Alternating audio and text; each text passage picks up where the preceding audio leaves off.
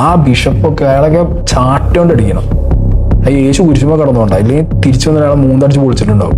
അതൊക്കെ എന്ത് പരിപാടി? നമ്മളല്ല അച്ഛൻ ഒരു തിരുവസ്ത്രം ഇട്ട് നിൽക്കുമ്പോൾ അതിന്റെയായ രീതിയിൽ വേണം ആൻസർ പറയാൻ. അല്ലാണ്ട് വന്നിട്ട് ഒരു സാധാരണ പോലെക്കാരെ പോലെ വന്നിട്ട് എന്തും പറയുന്ന ഒരു അവസ്ഥയാവില്ല. ഞങ്ങൾക്ക് പറയാം, ഞങ്ങൾ വ്ളോഗേഴ്സ് ആണ്, ഞങ്ങൾ പറഞ്ഞാലും കള്ളി വെള്ളി അത്രേ ഉള്ളൂ. ആ വ്ളോഗേഴ്സ് അവന്മാർക്ക് കോണ്ടന്റ് കിട്ടാൻ വേണ്ടി അവന്മാർ എന്ത് തോന്നി മാസം പറയുന്നത് കേൾക്കുന്നവർ വിചാരിക്കുള്ളൂ. പക്ഷെ തന്നെ ആഗ്രഹിക്കുന്ന കുറച്ച് പേരും ഈ ഒരു വ്ളോഗേഴ്സിലുണ്ടെന്നാണ് എനിക്ക് തോന്നുന്നത്. Hi hello friends, welcome back. അപ്പം ഇന്ന് രേണുസുതി സബ്ജക്റ്റ് ആണ്. അപ്പം ഇതില് രേണുസുതി ഒരു സൈഡിലോട്ട് മാറ്റി നിർത്തിട്ട് രേണുസുതിയുടെ ചേച്ചിയാണ് ഇന്ന് രംഗത്തോട്ട് വന്നിരിക്കുന്നത്. കാരണം കഴിഞ്ഞ ദിവസം ചേച്ചി ഒരു രേണു കടന്നു പോകുന്ന സ്റ്റേജും സിറ്റുവേഷനും ഒക്കെ പറഞ്ഞുകൊണ്ട് മെഡിക്കൽ ബില്ലൊക്കെ ആയിട്ട് വന്നിട്ടുണ്ടായിരുന്നു. അപ്പൊ അത് കുറെ വ്ളോഗേഴ്സ് എടുത്ത് വെച്ച് റിയാക്ട് ചെയ്തിട്ടുണ്ടായിരുന്നു. നമ്മളത് ബില്ലും കാര്യങ്ങളും എടുത്ത് വെച്ച് റിയാക്ട് ചെയ്തിരുന്നില്ല. അപ്പൊ ഇതെന്താണ്, 2 ലക്ഷം രൂപയുടെ ബില്ലാണ് കാണിച്ചത്. 2 ലക്ഷത്തിൽ മുകളിൽ നിൽക്കുന്ന ഒരു ബില്ലാണ് കാണിച്ചത്. അവർക്ക് കുറച്ച് ഡിസ്കൗണ്ട് കിട്ടിയിട്ടുണ്ടായിരുന്നു. അപ്പം അതെന്താണ് അങ്ങനെ ഇങ്ങനെ എന്നൊക്കെ പറഞ്ഞ അതിന്റെ എക്സ്പ്ലനേഷൻ കാര്യങ്ങളൊക്കെ ആയിട്ട് വന്നു. അപ്പം അതിനകത്തും ബില്ലിനകത്ത് എന്തോ ക്രമക്കേട് നടത്തി എന്ന് പറഞ്ഞുകൊണ്ട് കമ്മീഷൻ, മനുഷ്യാവകാശ കമ്മീഷനിൽ വരെ എന്താണ് കേസും കാര്യങ്ങളുമായിട്ട് പോയിരിക്കുന്നു. അപ്പൊ അതിന്റെ ഒരു കാര്യങ്ങളും അതിന്റെ ഒരു ക്ലാരിഫിക്കേഷൻ തരാണ് നമുക്ക് ഇന്നത്തെ വീഡിയോ. പിന്നെ അത് മാത്രമല്ല, അച്ഛൻ ഒന്നും അടങ്ങിയിരിക്കുന്നില്ലേ, അച്ഛൻ നിങ്ങളൊന്നും അടങ്ങിയിരിക്കും, നിങ്ങൾ അച്ഛനൊന്നും വിളിക്കാൻ പറ്റത്തില്ല, ബിഷപ്പ് ഒന്നും വിളിക്കാൻ പറ്റില്ല. ദയവ് ആ ഒരു തിരുവസ്ത്രം മൂരി വെച്ചിട്ട് ഈ മീഡിയാസ് വന്നിട്ട് ഈ ഒരു അല്ലെങ്കിൽ ഒരു ക്യാമറ ആയിട്ട് നിങ്ങളുടെ മുന്നോട്ട് വരുമ്പോൾ, അല്ലെങ്കിൽ എന്താണ് ഒരു യൂട്യൂബേഴ്സ് എങ്ങനെ എന്തെങ്കിലും വിളിക്കുമ്പോഴത്തേക്ക് ദൈവത്തെ ഓർത്ത് നിങ്ങൾ ചാടിത്തുള്ളി വരുമ്പോഴത്തേക്ക് ആ തിരുവസ്ത്രം ഒന്ന് ഊരി വെച്ചിട്ട് ആ കുരിശു എവിടെയെങ്കിലും മാറ്റി വെച്ചിട്ട് വരണം. കാരണം നിങ്ങൾ പറയുന്നത് കാണുമ്പോഴത്തേക്ക് ആർക്കാണെങ്കിലും 10 പറയാൻ തോന്നും, തിരിച്ചു പറയാൻ തോന്നും. പക്ഷെ ആ തിരുവസ്ത്രം കാണുമ്പോൾ നമുക്ക് ഒരു ബഹുമാനം വരും. പക്ഷെ അച്ഛന്റെ വായിന്ന് വരുന്ന ഓരോരോ കാര്യങ്ങൾ കാണുമ്പോഴത്തേക്ക് നമുക്ക് ആ തിരുവസ്ത്രത്തെ ഒരു സൈഡിലോട്ട് മാറ്റി നിർത്തി എന്താണ് അമ്പലവയൽ, നോബൽ ഫീൽഡ് അമ്പലവയൽ മാത്രം എടുത്തു വെച്ചിട്ട് നമുക്ക് വിമർശിക്കേണ്ടായി വരും. I am sorry for that. അങ്ങനെ പറയേണ്ടി വന്നതില്ല. അപ്പം നിങ്ങൾ ക്ഷമിക്കുക. അച്ഛനാന്ന് പറഞ്ഞുകൊണ്ട് നമുക്ക് കാണിക്കുന്ന എന്ത് തോന്നിവാസം കണ്ണടച്ച് ക്ഷമിച്ച് നോക്കാൻ പറ്റത്തില്ലല്ലോ. അച്ഛനായ അച്ഛൻ്റെതായ ഒരു ഗുണം വേണം. നമ്മളൊരു സൊസൈറ്റി നിൽക്കുമ്പോഴത്തേക്ക്, അല്ലെങ്കിൽ നമ്മൾ എന്തിന്റെയും ഒരു ഒരു ഭാഗമായിട്ട് നിൽക്കുമ്പോൾ അതിൻ്റെതായ രീതിക്ക് വേണം നമ്മൾ ആ കാര്യങ്ങൾ കൈകാര്യം ചെയ്യാം. പ്രത്യേകിച്ച് ഇതുപോലെ ഒരു മിഷണറി പദവിയിലൊക്കെ നിൽക്കുമ്പോഴത്തേക്ക് ക്ഷമിക്കാൻ പഠിക്കണം, സഹനശക്തി വേണം. അതൊക്കെയാണ് ഈശോ നമ്മളെ പഠിപ്പിച്ചിട്ടുള്ളത്. അതൊന്നും ഇല്ലാണ്ട് വന്നിട്ട് അങ്ങോട്ടും ഇങ്ങോട്ടും കുശുമ്പും കുഞ്ഞായ്മയും കാണിച്ച് ഇങ്ങോട്ട് വന്നവനെ അങ്ങോട്ട് പോയതിനെയും ചൊറിഞ്ഞ് അവിടെ പോയി ഇവിടെ പറഞ്ഞു, ഇവിടെ പോയി അവിടെ പറഞ്ഞ് ഈ യൂട്യൂബേഴ്സായി ഞങ്ങളെ തന്നെ എരിവിരി കൂട്ടി. ഞാൻ കൂടുതലൊന്നും പറയുന്നില്ല, കാരണം ഇതൊക്കെ പേഴ്സണലായിട്ട് നമുക്ക് അറിയാവുന്ന കാര്യങ്ങളാണ്. ഈ കേൾക്കുന്നവർക്ക് അറിയത്തില്ലെങ്കിൽ ഞങ്ങൾക്ക് കുറേയധികം കാര്യങ്ങൾ അറിയാവുന്നതാണ്. അപ്പം അതൊക്കെ വെച്ചിട്ട് അതെല്ലാം മറന്നു വെച്ചിട്ട് അച്ഛൻ ഇങ്ങനെ വന്നിട്ട് ഓരോന്നും പറഞ്ഞ് ട്രിഗർ ചെയ്യുമ്പോഴത്തേക്ക് ആർക്കാണേലും പറയാൻ തോന്നും. ഇപ്പൊ ഞാൻ ഇത്രയും കിടന്ന് പറയുന്നുണ്ടെങ്കിൽ അതിന്റെ പിറകിൽ കുറേയധികം കാര്യങ്ങളുണ്ട് എന്ന് നിങ്ങൾ മനസ്സിലാക്കുക. അപ്പൊ അതിനെക്കുറിച്ചൊരു വിഷയമൊക്കെ ഇതിനകത്തോട്ട് പറഞ്ഞു പോകുന്നുണ്ട്. പിന്നെ സായിയെ ചൊറിഞ്ഞുകൊണ്ട് അച്ഛൻ വീണ്ടും വരുന്നുണ്ട്. അച്ഛൻ എന്തിന്റെ കേടാണ് അച്ഛൻ? അപ്പൊ ആ ഒരു കാര്യം കൂടി ഇതിനകത്തോട്ട് ക്ലാരിറ്റി കൊടുത്തു പോകുന്നുണ്ട്. അപ്പൊ സോ ഫ്രണ്ട്സ്, വെൽക്കം ബാക്ക്. നിങ്ങൾ ആദ്യമായിട്ട് എന്റെ വീഡിയോ കാണണമെങ്കിൽ തീർച്ചയായിട്ടും ഒന്ന് സബ്സ്ക്രൈബ് ചെയ്യാൻ ശ്രമിക്കുക. അതോടൊപ്പം തന്നെ എന്താണ് ഹൈപ്പ് എന്ന് പറഞ്ഞൊരു ഓപ്ഷൻ ഉണ്ട്, ലൈക്ക് അടിച്ചുകൊണ്ട് ചെയ്യാൻ ശ്രമിക്കുക. പിന്നെ നിങ്ങൾ വീഡിയോ മുഴുവനായും കാണാൻ ശ്രമിക്കുക. പിന്നെ അതുപോലെ തന്നെ നിങ്ങളുടെ വിലയേറിയ കമന്റുകൾ ഇതിനകത്ത് രേഖപ്പെടുത്തുക. അപ്പം വേറെ പണിയില്ലേ എന്ന് ചോദിക്കുന്ന ചേച്ചിമാരോടും ചേട്ടന്മാരോടും അനിയത്തിമാരോടും അനുജന്മാരോടും ഒക്കെയാണ്. എനിക്ക് വേറെ പണിയുണ്ട്, ഞാൻ വിദേശത്താണ്, അതിന്റെ ഇടയിൽ കിട്ടുന്ന കുറച്ച് സമയമാണ്. ഇത് ഒരു എന്റർടൈൻമെന്റ് പർപ്പസിന് ചെയ്യുന്ന ഒരു വീഡിയോ ആണ്. എന്തായാലും എല്ലാവരും രേണു അടക്കം ആൾക്കാർ വന്നിട്ട് പബ്ലിക്കിൽ കൊണ്ട് വീഡിയോ ഇടുന്നുണ്ടല്ലോ. അപ്പൊ നമുക്ക് പബ്ലിക്കായിട്ട് അഭിപ്രായം പറയാലോ. എനിക്ക് കുറെ അധികം അഭിപ്രായം പറയാനുണ്ട്. അതുകൊണ്ട് കമന്റ്, വേറൊരു വീഡിയോ ചെന്ന് കമന്റ് ഇടുന്നതും ഭേദം ഞാനായിട്ട് ഒരു വീഡിയോ ചെയ്യുന്നതാണ്. അപ്പൊ അങ്ങനെയൊക്കെ നിങ്ങൾ കണ്ടാൽ മതി. അപ്പം നമുക്ക് തുടങ്ങാം. ഇഞ്ചക്ഷൻസിനെ കുറിച്ച് സമൂഹത്തിൽ തെറ്റായ കുറെ ധാരണകൾ അവർക്ക് സമൂഹ മാധ്യമത്തിൽ കൂടി പ്രചരിപ്പിച്ചുകൊണ്ടിരിക്കുന്നു. കാരണം അതിന് ഈ 2 ലക്ഷം രൂപയുടെ ഇഞ്ചക്ഷൻ രേണുവിന് മെഡിക്കൽ കോളേജിലെ ട്രീറ്റ്മെന്റോ അവിടെ നിന്ന് എങ്ങനെയാണ് ഈ 2 ലക്ഷം രൂപയുടെ ഇഞ്ചക്ഷൻ എങ്ങനെയാകുന്നു? കീമോയ്ക്ക് അത്രയും മെഡിസിന് അത്ര വിലയാകുന്നില്ല. പിന്നെ കുറെ ക്യാൻസർ വന്ന ക്യാൻസർ പേഷ്യൻസിന്റെ വോയിസും എടുത്തിട്ടുകൊണ്ടിരിക്കുന്നു. അതിൽ അവർ സംസാരിക്കുന്നുണ്ട് അവർക്ക് ഈ മെഡിസിൻ 5000 രൂപയ്ക്ക് കിട്ടിയെന്നും, പിന്നെ ഞാനും ക്യാൻസർ പേഷ്യന്റ് ആണ്, എനിക്ക് അത്രയും മെഡിസിന് വിലയായിട്ടില്ല, രേണു ഇത് രോഗം വരെ കള്ളത്തരമാണെന്ന് പറഞ്ഞ് പ്രചരിപ്പിച്ചുകൊണ്ടിരിക്കുന്നു. അതിന്റെ കൂടെ ഇപ്പോൾ ഈ മെഡിസിന്റെ കാര്യത്തെക്കുറിച്ചും തെറ്റായി ഇവര് നമ്മളെ സ്നേഹിക്കുന്ന ഒരുപാട് നല്ല മനുഷ്യരുണ്ട്, രേണുവിന് വേണ്ടി പ്രാർത്ഥിക്കുന്ന ഒരുപാട് നല്ല മനുഷ്യരുണ്ട്, അവർക്ക് പോലും തെറ്റായ ഒരു സന്ദേശമാണ് ഇവർ ഇതിൽ കൂടി കൊടുത്തുകൊണ്ടിരിക്കുന്നത്. അപ്പം അതിന്റെ സത്യാവസ്ഥ എന്താണെന്ന് നമ്മളിപ്പോ ഈ ബ്ലോഗേഴ്സിനെ ബോധിപ്പിക്കാൻ ആയിട്ട് ചെയ്യുന്ന ഒരു വീഡിയോ അല്ല. ഞാൻ പറഞ്ഞല്ലോ, അവളെ സ്നേഹിക്കുന്ന ഒരുപാട് പേര്, അവൾക്ക് വേണ്ടി പ്രാർത്ഥിക്കുന്നത്, അവളുടെ രോഗം എത്രയും വേഗം ഭേദമാകാൻ വഴിപാട് കഴിക്കുന്ന ഒരുപാട് ആൾക്കാര്, നേർച്ച നേരുന്നവരുണ്ട്. അവർക്കൊക്കെ വേണ്ടി മാത്രമാണ്, അവർക്കൊന്നും ഇതൊന്നും സത്യാവസ്ഥ ബോധ്യമാകണം, അതിനുവേണ്ടി മാത്രമാണ് ഞാനിപ്പോൾ സംസാരിക്കുന്നത്. രേണുവിന്റെ ക്യാൻസർ, ബ്രസ്റ്റ് ക്യാൻസർ, അതിൽ HER2 പോസിറ്റീവ് ആണ് കാണിക്കുന്നത്. അപ്പൊ HER2 പോസിറ്റീവിന് അത് അതിതീവ്രമായിട്ട് സ്പ്രെഡ് ആയിക്കൊണ്ടിരിക്കുന്ന ക്യാൻസർ ആണ്. അത് അതിപ്രസരമുള്ള ഒരു ക്യാൻസറുമാണ്. അപ്പൊ അതില് നമ്മൾ നൂതനമായ ചികിത്സാ രീതികൾ കണ്ടുപിടിച്ചിട്ടുണ്ട്, ടാർഗറ്റഡ് തെറാപ്പി. ആ ടാർഗറ്റഡ് തെറാപ്പിയിൽ ഉള്ള ഒരു ഇഞ്ചക്ഷൻ ആണ് ഫെസ്കോ 600 mg. ഈ ഒരു ഇഞ്ചക്ഷൻ ആണ്. കാരണം ഇത് ഓരോ കീമോ ചെയ്യുമ്പോഴും കീമോയ്ക്ക് മുൻപായിട്ട് ഈ ഒരു ഇഞ്ചക്ഷൻ നമ്മൾ കൊടുക്കുന്നുണ്ട്. ആ ഇഞ്ചക്ഷൻ നമ്മളത് വാങ്ങുന്നത് ട്രിവാൻഡ്രം മെഡിക്കൽ കോളേജിൽ നിന്നാണ് അത് വാങ്ങുന്നത്. അതിന്റെ പ്രൈസ് ബില്ലും ഇതിൽ എഴുതിയിട്ടുണ്ട്.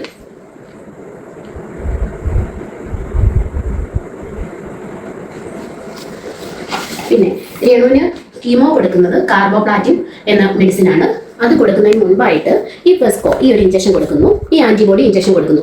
ഈ ഇഞ്ചക്ഷന്റെ കാര്യമാണ് രേണു പറഞ്ഞത് 2 ലക്ഷത്തി സംതിങ് ആണ് ഇതിന്റെ വിലയെന്ന്. ഇത് രേണുവിന് മൊത്തം പറഞ്ഞേക്കുന്നത് 6 കീമോയാണ്.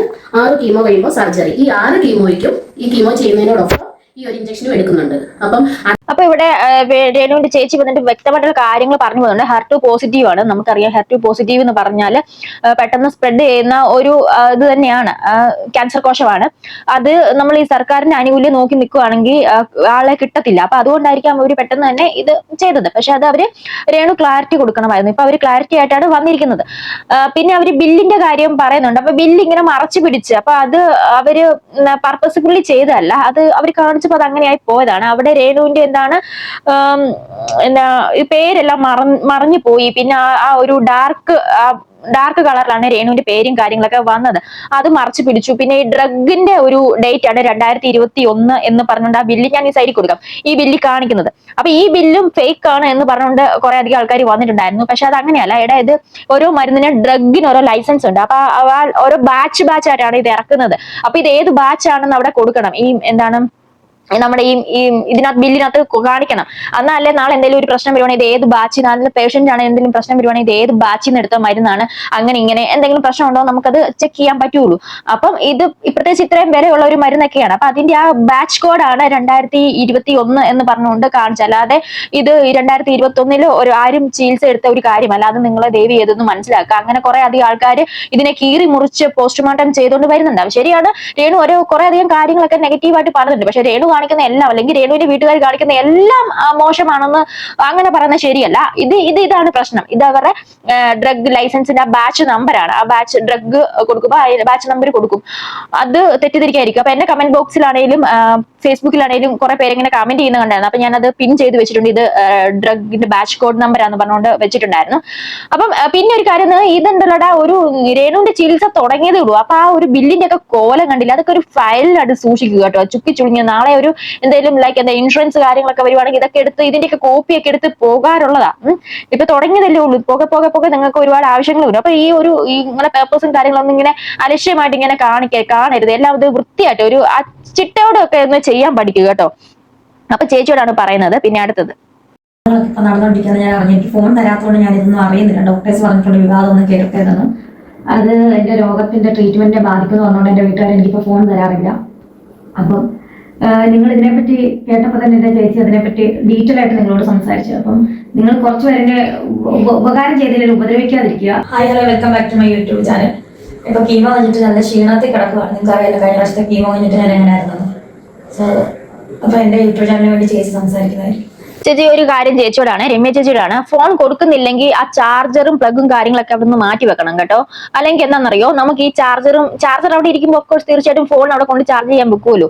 നമുക്ക് സ്ഥിരമായിട്ട് ഈ സോഷ്യൽ മീഡിയ യൂസ് ചെയ്യുന്ന ആൾക്കാരാകുമ്പോഴത്തേക്ക് നമുക്ക് ഇടയ്ക്കിടയ്ക്ക് ടെൻഡൻസി തോന്നും, ഇടയ്ക്കിടയ്ക്ക് എന്തെങ്കിലും നോക്കിയാലോ ഒന്ന് ഓപ്പൺ ചെയ്താലോ. അപ്പൊ ആ ഒരു ചാർജറും കൂടെ അവിടെ നിന്ന് മാറ്റി അതെല്ലാം മാറ്റണം. അപ്പൊ നമുക്കറിയാടെ എന്ത് ഇങ്ങനെയൊക്കെ വന്ന് പറയുന്നത്. എന്തായാലും പോട്ടെ, സാരമില്ല. അപ്പം അതൊക്കെ ഒന്ന് ശ്രദ്ധിക്കുക. ഇതൊക്കെ നേരത്തെ ചെയ്യേണ്ട കാര്യങ്ങളൊക്കെ ആയിരുന്നു. ഫോണൊന്നും നേരത്തെ കൊടുക്കാതെ ഇരിക്കാമായിരുന്നു.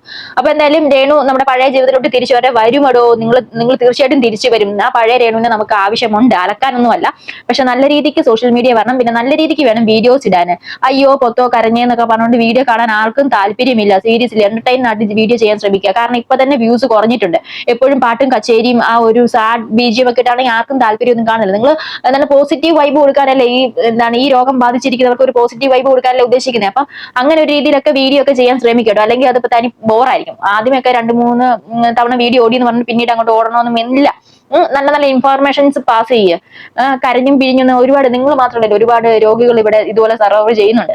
അപ്പം അവർക്ക് ഇതൊന്നും ഒരു പ്രശ്നമേ അല്ല. അവരൊക്കെ ഇത് തരണം ചെയ്താണ്. രേണുസുതി മാത്രമല്ല എന്ന കാര്യം മനസ്സിലാക്കുക. എന്തായാലും നമ്മുടെ ബിഷപ്പ് നമ്മുടെ സായിയെ ചൊറിഞ്ഞുകൊണ്ട് വന്നിട്ടുണ്ടായിരുന്നു. അതിന് മുന്നേല് നമ്മുടെ ബിഷപ്പിന്റെ വീഡിയോ എടുത്ത ഒരു ഇന്റർവ്യൂ എടുത്ത ഒരു പുള്ളി ഉണ്ടായിരുന്നു. അങ്ങേര് ചൊറിഞ്ഞോണ്ട് വന്നിട്ടുണ്ടായിരുന്നു. ആ ഒരു വീഡിയോയും കൂടെ കാണാം. ഫസ്റ്റ് അയാളുടെ ഒരു വീഡിയോ കണ്ടിട്ട് നമുക്ക് ബിഷപ്പിന്റെ വീഡിയോയിലോട്ട് പോകാം. ഞാൻ അവിടെ പോയി കണ്ടിട്ടാണ് ഞാൻ ഈ കാര്യങ്ങളൊക്കെ പറയുന്നത്. അല്ലാതെ ഞാൻ ചുമ്മാതല്ല പറയുന്നത്. എന്റെ ചാനലിൽ കൂടെ ആയിരുന്നു അച്ഛന്റെ ആ ഇന്റർവ്യൂ പുറത്തു വന്നത്. കാരണം ഞാൻ അവിടെ പോയി സംസാരിച്ച് കാര്യങ്ങളൊക്കെ മനസ്സിലാക്കിയിട്ടാണ് ഞാൻ അവിടുന്ന് ഇറങ്ങി വന്നത്. സങ്കടത്തോടായിരുന്നു ഞാൻ ആ ഒരു സിറ്റുവേഷനിൽ നിന്ന് ഞാൻ ഇറങ്ങി വന്നത്. അച്ഛന്റെ BP കംപ്ലീറ്റ് ആയിട്ട് ഷൂട്ട് ഔട്ട് ആയിട്ടുണ്ട്. അച്ഛൻ എടുക്കുന്ന ടാബ്ലറ്റ്സിന് ഇപ്പോൾ ഒരു കണക്കില്ല. കാരണം എങ്ങനെ, കംപ്ലീറ്റ് സൈബർ അറ്റാക്ക് അല്ലേ. എല്ലാ രീതിയിലും സൈബർ അറ്റാക്ക്. അതൊരു ബിഷപ്പാണ്, അത് നിങ്ങൾ മനസ്സിലാക്കണം. നിങ്ങൾ വേറെ ഏത് മതമെങ്കിലും ആയിക്കോട്ടെ, എനിക്കതറിയേണ്ട ആവശ്യമില്ല. പക്ഷെ എല്ലാ മതക്കാരും ഒന്നാണ് ഞാൻ വിശ്വസിക്കുന്നത്. ഞാൻ അമ്പലത്തിൽ പോകും, ഞാൻ പള്ളിയിൽ പോകും, ഞാൻ എല്ലായിടത്തും പോകും. അപ്പൊ ഈ കാര്യങ്ങൾ നിങ്ങൾ അറിഞ്ഞിരിക്കണം. കാരണം അച്ഛൻ ഒരു രീതിയിലും, നിങ്ങൾ ഒരു കാര്യം ചെയ്യും, നിങ്ങൾ എന്റെ വീഡിയോ കണ്ടിട്ട് അയക്കാനുള്ള ആൾക്കാർക്ക് എല്ലാവർക്കും അയച്ചിട്ട് നിങ്ങൾ ഒരു ക്വസ്റ്റ്യൻസ് പ്രിപ്പയർ ചെയ്തിട്ട് നിങ്ങൾ എനിക്ക് അയച്ചതാ, ഞാൻ അതിനുള്ള ആൻസർ എല്ലാം ഞാൻ തരാം. അച്ഛൻ ഇപ്പൊ ഇന്റർവ്യൂ ഇനി കൊടുക്കുന്നില്ലെന്നാണ് എല്ലാവരോടും പറഞ്ഞേക്കുന്നത്. അങ്ങേറെ ബി പി കൂടിയ ഞങ്ങളാണോ കാരണക്കാരൻ? അങ്ങേറെ ബി പി കൂടിയെങ്കിൽ അങ്ങേര് തോന്നിവാസം വന്ന് പറയുമ്പോഴൊക്കെ ആലോചിക്കണമായിരുന്നു. അങ്ങേറെ ബി പി കുറഞ്ഞു പോയെന്ന്. അങ്ങേര് ഇങ്ങനെ ജഗജില്ലിയായിട്ട് നിന്നത് എന്തെങ്കിലും സംസാരിക്കുമ്പോൾ അത് അച്ഛനാന്നുള്ള ഒരു ബോധം അമ്പലവേലിൽ നോബൽ ഫിലിപ്പിന് വേണം. അല്ലാത്തതിന് ഞങ്ങള് ബ്ലോഗേഴ്സിനെ കിടന്നുകൊണ്ട് ചേട്ടൻ എങ്ങോട്ടാ കിടന്ന് ചാടിത്തുള്ളുന്നത്? ഞങ്ങൾക്കാർക്കും അച്ഛന്റെ ഒരു കുന്തം കാണും കേൾക്കൊന്നും വേണ്ട. എന്തായാലും സായി ഒന്ന് ചൊറിഞ്ഞിട്ടുണ്ടായിരുന്നു. ആ സായിയെ ചൊറിഞ്ഞതിന്റെ ഒരു ശകലം കൂടെ കേട്ടിട്ട് ഒന്ന് രണ്ട് കാര്യങ്ങൾ അച്ഛനോട് ഒന്നും കൂടി പറയാനുണ്ട്. ഇത് അവസാനത്തെ ഒരു പറച്ചിലും കാര്യങ്ങളൊക്കെയാണ്. ദൈവത്തെ ഓർത്ത് ഈ അച്ഛനെ ഇങ്ങനെ പറഞ്ഞ് അവരുടെ വീട്ടിൽ കുറെ അധികം പ്രശ്നങ്ങളുണ്ട്. ഫ്രണ്ട്സ്, നിങ്ങൾക്ക് അറിയാത്ത കുറെ അധികം പ്രശ്നങ്ങൾ രേണുസുധിയുടെ വീട്ടിൽ അങ്ങോട്ടും ഇങ്ങോട്ടും ഒക്കെ നടന്നിട്ടുണ്ട്. പക്ഷേ ഈ അച്ഛൻ എന്താണ് ഒരു റിവെഞ്ച് തീർക്കുന്ന പോലെ, അത് എന്നാണെങ്കിലും അച്ഛന്റെ വായും തന്നെ നാട്ടുകാരെ മൊത്തം അറിയും. ഞങ്ങൾ ഇത്രയും വർഷങ്ങളായിട്ട് അറിഞ്ഞിട്ട് ഞങ്ങൾ ഒരു കാര്യം പോലും നിങ്ങളിലോട്ട് വന്ന് എത്തിച്ചിട്ടില്ല. അതാണ് ഞങ്ങള്. പക്ഷെ ഇങ്ങേര് ഇതെല്ലാം കൂടെ തോണ്ടി പെറുക്കി വെളിയിലോട്ടിട്ട് ഇതെല്ലാം കൂടെ ഛർദ്ദിച്ചിടുമെന്ന് എനിക്ക് ഏതാണ്ട് ഒരു ലൈൻ പോകുന്ന കണ്ടപ്പോ എനിക്ക് തോന്നുന്നുണ്ട്. എനിക്കതൊന്ന് കേൾക്കാം. എന്ന് പറയുന്ന ഒരു യൂട്യൂബർ ബിഗ് ബോസ് സെലിബ്രിറ്റിയുടെ ഒരു ബൈറ്റ് എനിക്ക് അനേകർ അയച്ചു തന്നു. ഞാനത് കണ്ടു. അതിനകത്ത് അദ്ദേഹം പറയുന്നത് ചാട്ടവാർ ഉപയോഗിച്ച് എന്നെ അടിക്കണം, യേശു കുരിശിൽ നിന്ന് ഇറങ്ങി വന്നാൽ ചാട്ടവാർ ഉപയോഗിച്ച് എന്നെ അടിക്കണം എന്നാണ് ഈ സായി എന്ന് പറയുന്ന വ്ളോഗർ അല്ലെങ്കിൽ യൂട്യൂബർ, ഈ ബിഗ് ബോസ് സെലിബ്രിറ്റി ആയിട്ട് നടക്കുന്ന ഈ ബഹുമാന്യനായിട്ടുള്ള യൂട്യൂബർ പറയുന്നത്. എനിക്ക് അദ്ദേഹത്തോട് പ്രതികരിക്കാനായിട്ടൊന്നുമില്ല. അദ്ദേഹത്തോട് എനിക്ക് പറയാനായിട്ടുള്ളൊരു മറുപടി, രണ്ട് കുടുംബങ്ങളെ തമ്മിൽ അടുപ്പിക്കുവാൻ ശ്രമിച്ചു എന്നാണ് ഇയാൾ പറയുന്ന വേർഷൻ. എന്നാൽ എനിക്ക് അയാളോട് പറയാനായിട്ടുള്ളൊരു മറുപടി എന്ന് പറഞ്ഞു കഴിഞ്ഞാൽ, രണ്ട് കുടുംബങ്ങളെ അടുപ്പിക്കുവാൻ ഞാനല്ല ശ്രമിച്ചത്. ഇന്റർവ്യൂ ചെയ്യുവാൻ വന്ന ആങ്കർ എന്നോട് ചോദിച്ച ചോദ്യത്തിന് ഉത്തരം ഞാൻ നൽകുകയാണ് ചെയ്തത്. കിച്ചുവിനെ പറ്റിയുള്ള കാര്യങ്ങൾ എന്നോട് ചോദിച്ചപ്പോൾ എനിക്ക് പറയേണ്ട ചില കാര്യങ്ങൾ, എന്നെ ബാധിക്കപ്പെട്ട ചില കാര്യങ്ങൾക്ക് മറുപടി ഞാൻ പറഞ്ഞിട്ടുണ്ട്. ശക്തമായ മറുപടി ഞാൻ പറഞ്ഞിട്ടുണ്ട്. ഇയാൾ പറയുന്നേ ഞാൻ ദേഷ്യപ്പെടാൻ പാടില്ല, സൗമ്യനായിട്ടിരിക്കണം. അയാളുടെ അഭിപ്രായം അയാൾ പറഞ്ഞെങ്കിൽ, എന്നെ ചാട്ടവാറോട് അടിക്കണമെന്ന് അയാൾ പറഞ്ഞെങ്കിൽ എന്റെ അഭിപ്രായം എനിക്ക് പറയുന്നതിന് എന്താ കുഴപ്പം? ഈ ഇന്ത്യ മഹാരാജ്യത്തിൽ ആർക്കും ആരുടെ അഭിപ്രായം പറയാനുള്ള സ്വാതന്ത്ര്യമുണ്ട്. ഇത് എന്താണ്, അനീഷ് ബ്ലോഗ് എന്ന് പറഞ്ഞ ഒരു ചാനലിലൂടെയാണ് പുറത്തു വന്നേക്കുന്നത് അച്ഛന്റെ പ്രതികരണം. അപ്പം അനീഷ് ബ്ലോഗ് മുമ്പ് ഇപ്പൊ എന്തിനാണ് ഇത്രയും ഭയങ്കര വിശുദ്ധനാകുന്നതെന്ന് എനിക്കറിയത്തില്ല. പണ്ട് എന്തൊക്കെയാണ് പറഞ്ഞുകൊണ്ടിരുന്നത് നമുക്ക് നന്നായിട്ട് അറിയാവുന്നതാണ്. അപ്പം എന്തൊക്കെയായാലും ഈ ഒരു മറുപടിക്ക് ഞാൻ കൊടുക്കുകയാണ്. ഈ അച്ഛനോട് ചോദിക്കുന്ന കാര്യങ്ങളല്ല അച്ഛൻ പറഞ്ഞത്. അച്ഛനോട് ചോദിക്കുമ്പോഴത്തേക്ക് അത് മാന്യമായിട്ട് ഉത്തരം പറയാം. അല്ലെങ്കിൽ ശരി, എനിക്ക് നിങ്ങളോട് സംസാരിക്കാൻ ഇപ്പൊ ഈ ഒരു വിഷയത്തെ കുറിച്ച് സംസാരിക്കാൻ പറ്റത്തില്ല. അതിനപ്പുറം എന്താണ് ചെയ്യുന്നത്? എനിക്ക് രാഹുൽ ദാസ് എന്ന് വിളിക്കാനാണ് താല്പര്യം. എനിക്ക് കുറെ പറയാനുണ്ട്. ഞങ്ങളുടെ ഈ കോട്ടയത്തോട്ട് വന്ന് അവനെ അങ്ങ് ശരിയാക്കും, മറ്റതാണ് മാടയാണ് കോടയാണെന്നൊക്കെ പറഞ്ഞുകൊണ്ട് കുറെ അധികം കാര്യങ്ങളാണ് വന്ന് പറഞ്ഞത്. അപ്പം നമുക്ക് പറയാനുള്ള കാര്യം എന്ന് വെച്ചാൽ, നമ്മളൊരു തിരുവസ്ത്രം ഇട്ട് നിൽക്കുമ്പോൾ, നമ്മളല്ല അച്ഛൻ ഒരു തിരുവസ്ത്രം ഇട്ട് നിൽക്കുമ്പോൾ അതിൻ്റെതായ രീതിയിൽ വേണം ആൻസർ പറയാൻ. അല്ലാണ്ട് വന്നിട്ട് ഒരു സാധാരണ പോലെക്കാരെ പോലെ വന്നിട്ട് എന്തും പറയുന്ന ഒരു അവസ്ഥയാവില്ല. ഞങ്ങൾക്ക് പറയാം, ഞങ്ങൾ വ്ളോഗേഴ്സ് ആണ്. ഞങ്ങൾ പറഞ്ഞാലും കള്ളി വെള്ളി അത്രേ ഉള്ളൂ. ആ വ്ളോഗേഴ്സ് അവന്മാർക്ക് കോണ്ടന്റ് കിട്ടാൻ വേണ്ടി അവന്മാർ എന്ത് തോന്നിവാസം പറയുന്നേ കേൾക്കുന്നവർ വിചാരിക്കുള്ളൂ. പക്ഷെ അങ്ങനെയല്ല. നിങ്ങൾ ഒരു ബിഷപ്പാണ്, ഒരു മിഷണറി പദവിയിൽ ഇരിക്കുന്ന വ്യക്തിയാണ്. അപ്പൊ നിങ്ങളെപ്പോലെ ഒരാൾ വന്ന് പ്രതികരിക്കുമ്പോൾ അതിന്റെ ഒരു രീതിയുണ്ട്. കാരണം നമ്മളും ഞങ്ങളൊക്കെ ഈ അച്ഛന്മാരെയൊക്കെ കുറെ കണ്ടിട്ടുണ്ട്. ഞങ്ങളൊക്കെ പഠിച്ചു വന്നത് ക്രിസ്ത്യൻ സ്കൂളിലൊക്കെയാണ്. അപ്പൊ അവരൊക്കെ നമ്മളോട് ഇടപെടുന്ന രീതിയും കാര്യങ്ങളൊക്കെ ഉണ്ട്. എന്തോ ഒരു സൗമ്യതയോടെയാണെന്നറിയോ അച്ഛന്മാരൊക്കെ നമ്മളോട് സംസാരിക്കുന്നത്. അത്രയും താഴ്ന്ന സൗണ്ടിലൊക്കെയാണ്. പക്ഷെ നമ്മൾ ശകാരിക്കാരും ഒക്കെ ഉണ്ട്. പക്ഷെ അതിനകത്തൊക്കെ ഒരു വാത്സല്യമുണ്ട്. ഇതെന്താണ്, ഞാൻ സോഷ്യൽ മീഡിയയോട് ഇപ്പൊ ഞാൻ വന്ന് കത്തിക്കും, കിച്ചുവിനെ അങ്ങ് ഞാൻ മരത്തെ കയറ്റും, കൊമ്പത്ത് കയറ്റും, ഏറി കയറ്റും, മറ്റേ കയറ്റും, മറിച്ചേ കയറ്റും എന്ന് പറഞ്ഞിട്ട് അച്ഛൻ അങ്ങ് കടന്ന് തിളയ്ക്കുവാണ്, അങ്ങ് റേസ് ആവുകയാണ്. അച്ഛന് സ്വയം അങ്ങ് ഞാനാണ് റോക്കി ബായ് എന്നുള്ളൊരു മട്ടിലാണ് അച്ഛൻ വന്ന് സംസാരിക്കുകയൊക്കെ ചെയ്തിട്ടുള്ളത്. എന്തോന്നാണ് ഇത് എവിടുത്തെ അച്ഛൻ? ഈ സത്യം പറയണമെങ്കിൽ സായി പറഞ്ഞ ആ ഒരു മറുപടിയോടാണ് ഞാൻ യോജിക്കുന്നത് കേട്ടോ. സായി പറഞ്ഞാൽ ഒട്ടും തെറ്റില്ല. ആര് കണ്ടാലും അങ്ങനെ പറയുള്ളൂ. ഈശോ പോലും എന്റെ പൊന്നെ, ശരിക്കും എനിക്കൊന്നും പറയാനില്ല. സായി പറഞ്ഞ അതേ അഭിപ്രായം തന്നെയാണ് എനിക്കും പറയാനുള്ളത്. അച്ഛന്റെ പെരുമാറ്റം അങ്ങനെയാണ്. ഈ അച്ഛൻ ഇങ്ങനെ പോയിട്ടുണ്ടെങ്കിലോ ഈ കുടുംബത്തെ കുറെ നാറിക്കും. അത് 100% ഉറപ്പാണ്. ഇനിയും നാറിക്കും. ഇനി പുറത്തോട്ട് നമ്മൾ ബ്ലോഗേഴ്സ് പറയാതെ നമ്മൾ ഹൈഡ് ചെയ്ത് വെച്ച കാര്യങ്ങളൊക്കെ ഉണ്ടല്ലോ, അത് ഈ അച്ഛനായിട്ട് വന്നിട്ട് പുറത്തിടും. ദൈവത്തെ ഓർത്ത് രേണുസുധി ഇതിനെയൊന്നും അടുപ്പിക്കാതിരിക്കുകയായിരിക്കും ഒന്നും കൂടെ ബെറ്റർ. ചേർന്നിരുന്നുകൊണ്ട് എന്റെ വായ അടപ്പിക്കുവാനാണ് ശ്രമിക്കുന്നതെങ്കിൽ അത് നടക്കത്തില്ല. എന്റെ മുമ്പിൽ കണ്ട കാര്യങ്ങൾ എനിക്ക് എന്റെ അഭിപ്രായം പറയാനുള്ള സ്വാതന്ത്ര്യം എനിക്കുണ്ട്. ഞാനത് പറയും. എന്റെ വായ അടപ്പിക്കാനാണ്, സത്യത്തെ മറച്ചു വെക്കാനാണ്, കണ്ണടച്ചിട്ട് ഇരുട്ടാക്കാൻ നോക്കുകയാണെങ്കിൽ അത് നടക്കുന്ന കാര്യമല്ല. എന്തോന്നടേ ഇതൊക്കെ ഒരു അച്ഛന്റെ വായിന്ന് വീഴുന്ന വർത്തമാനങ്ങളൊക്കെയാണ്. അങ്ങ് വെല്ലുവിളിക്കുകയാണ്. ഒരു അമ്മയും മക്കളും തമ്മിലുള്ള വഴക്കും വയ്യാഴിയും ഒക്കെ ആയിട്ടുണ്ട്. ഒന്നല്ലേ നിങ്ങൾക്ക് ഫോൺ വിളിച്ച് അതൊരു രമ്യതയെ പരിഹരിക്കാം. നമ്മളൊരു സമുദായത്തിലൊക്കെ നമ്മുടെ വീട്ടിലൊക്കെ ആദ്യമേ ഒരു വഴക്കുണ്ടാകുമ്പോൾ നമ്മൾ സമുദായമായിട്ടാണ് ബന്ധപ്പെടുന്നില്ല, എല്ലാവരും അങ്ങനെ തന്നെയാണ്. അപ്പൊ അവിടെ അത് കഴിഞ്ഞിട്ട് നാട്ടുകാർ അറിയുള്ളൂ. അവിടെ രമ്യതയെ പരിഹരിക്കാൻ ശ്രമിക്കും. ഇരു കൂട്ടരോടും സമാധാനമായിട്ട് കാര്യങ്ങൾ പറഞ്ഞ് അങ്ങോട്ടും ഇങ്ങോട്ടും ഇടനില നിന്ന്, അതൊക്കെയാണ് അച്ഛൻ എന്ന് പറഞ്ഞത്. ഇതെന്തോ അവിടെ ഒന്ന് എരുതിരിയിൽ എണ്ണ ഒഴിക്കുന്ന പോലത്തെ ഒരു സാധനം. ദൈവത്തെ ഓർത്ത് നിങ്ങൾ ഇനി എന്താണ്, നിങ്ങൾ ഈ അച്ഛൻ ഇന്റർവ്യൂ കൊടുക്കത്തില്ലെന്ന് പറഞ്ഞ് ഇനി ഇന്റർവ്യൂ വരും. അച്ഛന്റെ സ്വഭാവം നമുക്കറിയാലോ. കാരണം നമ്മൾ ഓരോരുത്തർ വിളിക്കുമ്പോഴും എന്തെല്ലാം കുറ്റവും കുറവുകളുമാണ് അച്ഛൻ ഇങ്ങോട്ട് ഇട്ടിട്ട് തന്നോണ്ടിരുന്നേ. ബിഗ് ബോസിൽ പോയ സമയത്താണെങ്കിലും അതെ, സുധിച്ചേട്ടാ ഞങ്ങൾ വന്നു എന്നൊക്കെ പറഞ്ഞുകൊണ്ട് അച്ഛൻ തന്നെ കോഷ്ടിയൊക്കെ കാണിക്കാൻ നമ്മൾ കണ്ടതാണ്. അപ്പൊ തന്നെ നമ്മൾ ഉദ്ദേശിച്ച് ഈ മനുഷ്യൻ എന്തുവാണ്, ഇത് അച്ഛനൊന്നും അല്ല, ഇത് വേറെ എന്തോ ഒരു ജനസിൽപ്പെട്ട ഒരു സാധനമാണ്. അച്ഛൻ എന്തുകൊണ്ടോ തെറ്റിത്തിരിഞ്ഞ് അച്ഛൻ പട്ടത്തിലോട്ട് വന്നതൊക്കെയാണ്. അപ്പൊ എന്തായാലും സായി പറഞ്ഞൊരു കാര്യം കൂടെ വെക്കാലും കണ്ടിട്ട് നമുക്ക് ഈ വീഡിയോ വൈൻഡപ്പ് ആക്കാം. ഒന്ന് കണ്ടു നോക്ക്. ആ ബിഷപ്പൊക്കെ അയാളൊക്കെ ചാട്ടോണ്ട് അടിക്കണം.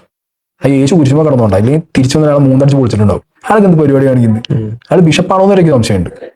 വെറുതെ ഇതിനിടയിൽ കിടന്നിട്ട് മൂപ്പരൊക്കെ എന്തൊക്കെയോ ബിച്ചു. അയാൾ മറ്റേത് മാറിയാ അമ്പി അഞ്ഞൻ റമോ ക്യാമറ കണ്ടപ്പോഴത്തേക്ക് മൂപ്പര് എല്ലാ ഭാവം എടുത്ത് പുറത്തിട്ടുണ്ട്. ഒരു വട്ടം പറയും ഇല്ല എല്ലാവരും സഹായിക്കണം, ഇപ്പുറത്ത് പറയില്ല കിച്ചു നിന്നെ കാണിച്ചു തരണം. അച്ഛനും ലൈക്ക് അമ്മയും മക്കളും തമ്മിലുള്ള പ്രശ്നം തീർക്കാണോ നോക്കണ്ടേ, അവരെ തമ്മിലടിപ്പിക്കുകയാണോ ചെയ്യണ്ടേ? സായി